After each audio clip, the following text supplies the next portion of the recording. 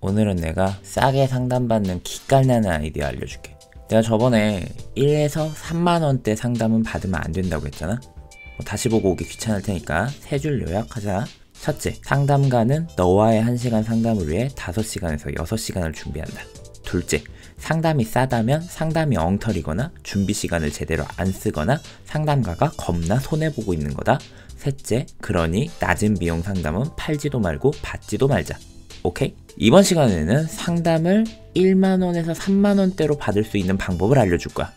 뭔 소리야, 아까까진 그런 상담 받지 말라며? 이럴 수 있는데 일단 들어봐봐. 내가 말했잖아? 기깔 난다고.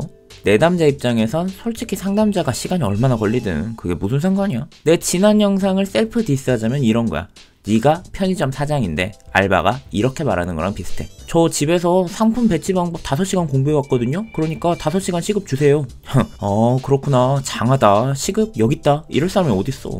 어찌됐든 상담을 받는 너희들이 체감하는 시간은 1시간이야 1시간에 8만원 정도라니 이건 부담스럽지. 이게 더 문제가 되는 게 뭐냐, 나는 심리상담을 받을 황금기가 20대 초중반이라고 생각을 하거든. 머리는 어느 정도 컸고 마음 먹으면 부모님에게 독립도 가능하고 슬슬 나는 누구인가 이런 거 진지하게 고민하는 시기잖아. 이때 심리상담 받으면 앞으로의 인생도 나름 탄탄하게 흘러갈 수 있어. 이런 거지. 이상적인 네 삶의 방향이 이거라고 해보자고. 자, 그런데 어떤 이유 때문에 약간 비뚤어진 거야. 자, 이걸 초장에 잡으면 되돌아가기 쉬운데 40대, 50대 가서 잡으려고 하면은 이미 많이 벌어져 있잖아. 해야 되는 게 많다는 얘기거든. 그래서 장기적으로 볼 때 상담받을 돈 아끼는 방법은 20대 초중반에 상담을 받는 거야. 근데 너희 인생에 가장 돈 없을 때가 언제야? 바로 20대 초, 이때야. 이렇다 할 직장은 없지. 그렇다고 부모님한테 손 벌리기도 애매하지. 학비다, 밥값이다, 뭐다, 나갈 곳은 겁나 많지. 거기에 야, 연애까지 해봐. 어우, 바쁜 시간 쪼개서 알바한다고 해도 그거 몇 푼이나 벌어. 거의 최저시급으로 쳐주잖아. 어떻게 1시간에 8만원짜리 상담을 받겠냐고. 그것도 매주. 이게 우리나라 상담의 현실이야.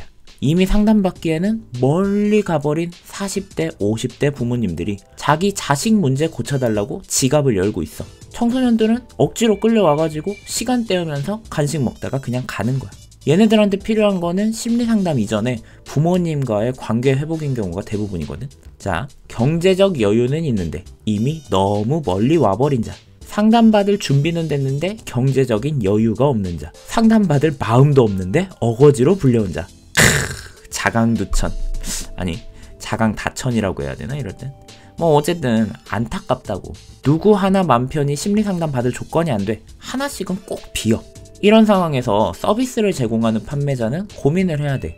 어떻게 해야 될까? 내가 생각했거나 실제로 봤던 방법들은 대략 이래.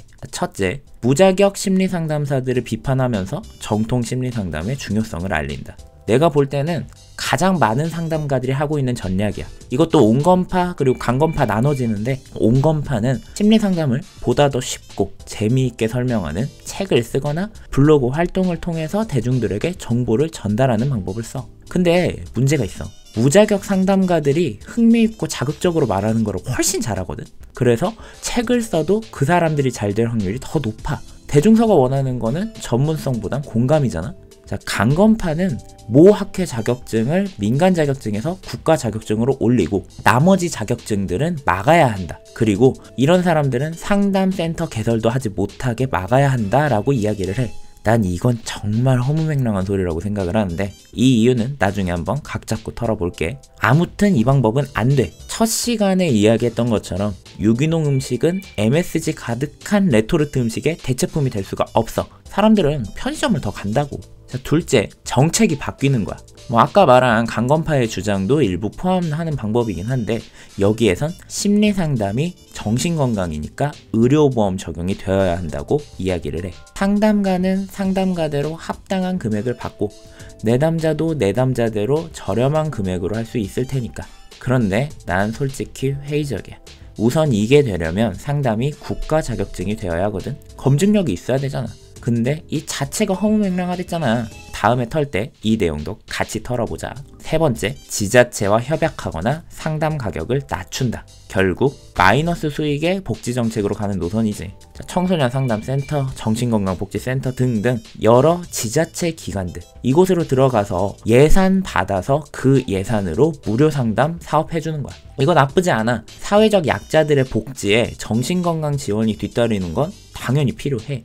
그런데 선택지가 오직 이것만 있는 건 문제야. 월급이 아무리 낮아도 상담에서 들어갈 곳이 여기밖에 없게 되는 거잖아. 당연히 심리상담가에 대한 대우가 낮아질 수밖에 없어. 정말 훌륭한 일 하면서도 저소득층에서 벗어나지 못하는 사회복지사 테크트리 안착하는 거라니까. 그런데 프리랜서나 사설 상담센터를 할 땐 방법이 없어. 상담 가격을 낮추는 거 외에. 자, 이런 제살 깎아먹기밖에 안 되니까 결국 이 세 가지 방법이 다 안 돼. 자, 문제 해결할 때 꿀팁인데, 이렇게 옴짝달싹 못할 때는 차포 다 떼고 핵심만 남기는 게 문제 해결에 도움이 되거든. 자, 핵심이 뭐야? 이거잖아. 첫째, 잘 배운 전문 상담가에게 사람들이 상담을 받을 수 있어야 한다.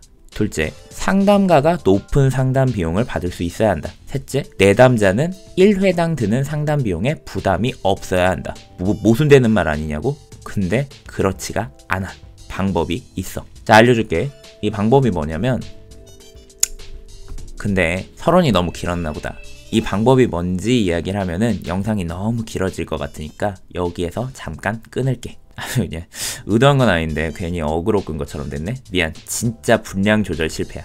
다음 영상 이번 주 내로 빨리 올릴게. 뭐 그 사이에 댓글로 그 방법이 뭘지 추측하면서 기다리는 것도 좋지 않겠어? 뭐 내가 이 정도까지 힌트를 깔아놨으니까. 자, 자세한 이야기는 다음에 하자. 너희들의 레토르트의 건배. 반짝반짝은 무슨.